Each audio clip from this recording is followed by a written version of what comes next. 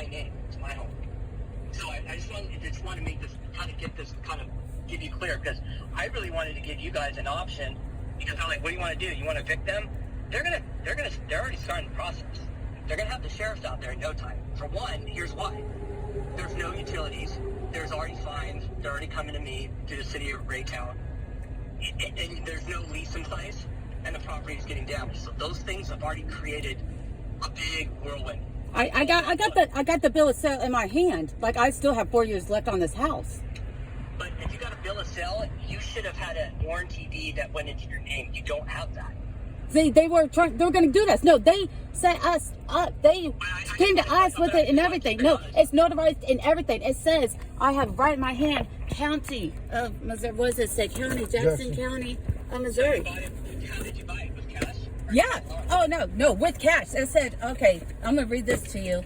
It says, see, the following property is being sold to my husband and myself by Virgil Lynn Marsh on the terms and conditions as follows. Total cost $60,000 on a 10-year loan with 5% down, $3,000 down, leaving a total of $57,000 to be paid in 10 years at $600 a month. Owner Virgil Lynn will finance a 5% interest. Owners to pay taxes on property for 2015 and ourselves to pay taxes on property on 2016. Owners haven't received of me and my husband as $3,000 as a down payment on the house of 5014 Hardy Avenue. Then goes our signatures. Let's see, received as down payment. You did owner financing. You did owner financing through that. Yeah. And it says, this is a receipt for a $3,000 down payment with formal contract to follow. Has our names, their sale as us buyers. State of Missouri, County of Jackson comes to as sellers being to me, Bobby Jones, a notary public for the state of Missouri and County of Jackson as person signing and attesting of the above referenced document. Sworn to this 22nd of the day of June 2015. And it shows state of Missouri, County of Jackson. Mm-hmm. Would you email that to me? Yeah. And it shows. Okay, cool. For what purpose? For what purpose? So, look, I can't give you, I'm not an attorney, so I can't give you advice on that. So hopefully your attorney can, but I can just tell you where they are in the cycle right now with you guys. And what they have on record, a deed of trust that shows the past sellers and my name tied to it, that's my property. Now, regardless of that, doesn't really matter in your case at this point. You can sue the shit out of them. You know, if you have everything you need in writing, and that you can show that you've made payments or whatever the case may be, they're going to build a case against you guys, and it maybe take a while. You get all that money back. Sue the shit out of them. Do whatever you got to do. But you're in a predicament too right now where you're going to get an eviction. I'm just going to tell you that right now. They're going to evict you. Do you want to be evicted? Or do you want me to try to, hold this for a quick minute? Because they will. And I just want to be very straightforward with you. The property management's already done with the attorney. My attorney's already done with it. Because, at the end of the day, let me tell you where I'm coming from. I bought a house, and now I'm trying to get the property back to condition to get a tenant in there. Okay, regardless of what has happened with you guys, and that deal with them sounds like you guys have your own little big problem, and hopefully that gets resolved in court. But right now, there is a warranty deed and a deed of trust in my name with that property. So you can't have two on a property. It just doesn't work that way. Everything needs to be recorded at the county records. So I want you to understand that part of it.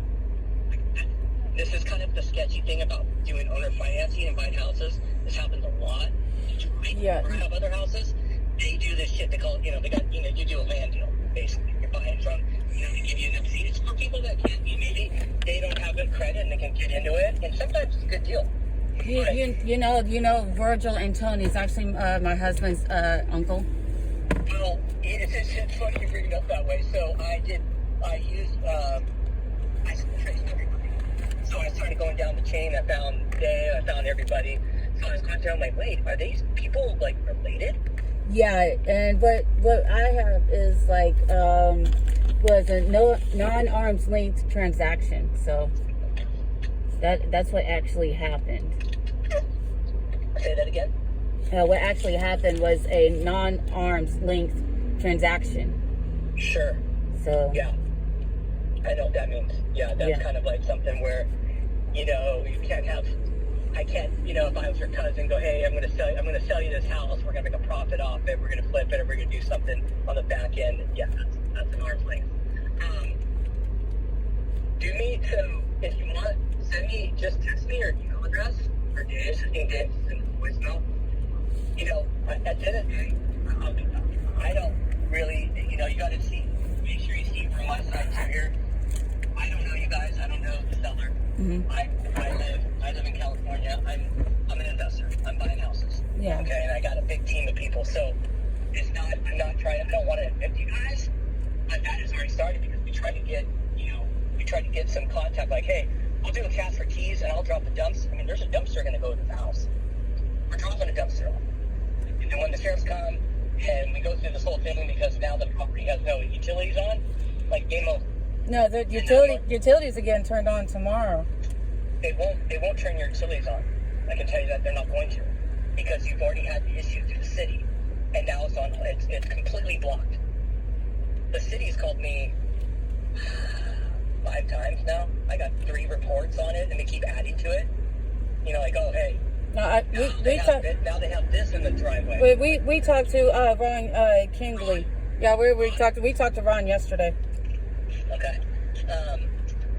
So, you're going to have to consult with your attorney on how this is going to get approached. Just, when you get that paperwork over to me, I'm going to send it to my attorney. Okay? Mm-hmm. And then maybe I'll reach back out to you and say, here's what they say. And then we can go from there. But Okay. I just want to tell you the ball is, and it's not just me. We got multiple partners. Like, this is this isn't a one-man show. This is a very big LLC that does this. So Yeah, I think we should be, I don't answer my phone to numbers I don't know. That's Sure, how I sure. am. Yeah, So that's how I got the understand. voicemail. But yeah, I think somebody could at least, try to contact another form of way of what's actually going on. But I didn't. Absolutely. Believe me, and I don't spend this kind of time trying to hunt down a tenant, but let me just be very clear. During this whole COVID thing, I've been trying to be as, diplomatic to people's situations as possible. And I've gone through 3 evictions since COVID started. And all of them had a good time, and I tried to make sure the solutions were good and fair. But I don't want to do an eviction. I don't want you having an eviction on your record. And I can tell you in this LLC, once that property has gained access and it's damaged, they're coming after you guys. Like they're gonna, there's gonna be collections. It's not that straightforward. Like, I think some people we're finding properties in disarray in a lot of different ways. The tenants are upset. People are pissed off. We went through a pandemic right now. People aren't happy. People are losing money and jobs, and we get it. But when the houses get damaged, it all goes to collections, and they hunt you down forever. You maybe not have money at one point, but when you do, they'll get you. Like, if that's how this whole thing works, I just want to be very transparent with you and tell you this, and try to work something out. And if they fucked you over, these past sellers, drill them, go after them. I would probably wait, maybe until after the fact. I just don't know what you have in front of you. I got to see it. I'll pass it to my attorney. You can say, this is not valid, or this is just nonsense, and they have no legal footing. At least at that point, you'll know where you stand, or your attorney. If you got an attorney, you should be. I would imagine they would be telling you that you have a good case. Are you guys representing yourself? No, I got somebody. Okay, good. Okay, cool. What's been the situation at the house?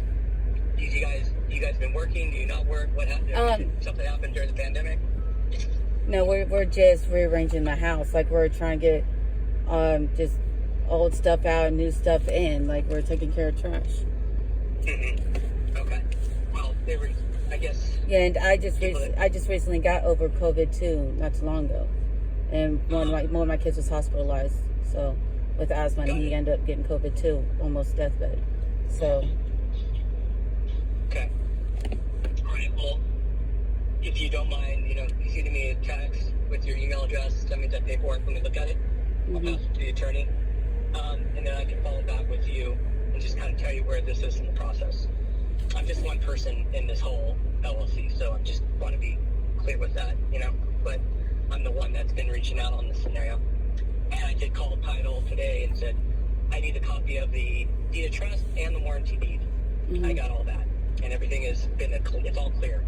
All clean title, everything's done.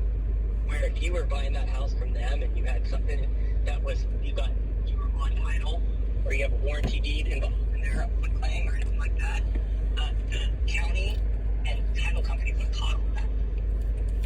You know what I mean? Yeah. That's your protection. You know what I mean? You're buying a goddamn house. So, but I've seen a lot of Detroit happens a lot. Mostly because the tenants, stop paying or they have some issue and, No, see, like, yeah, we got you. no, see, guess this. We were paying, and we actually have a document from Tony herself saying, no, keep your money. We don't want any more payments.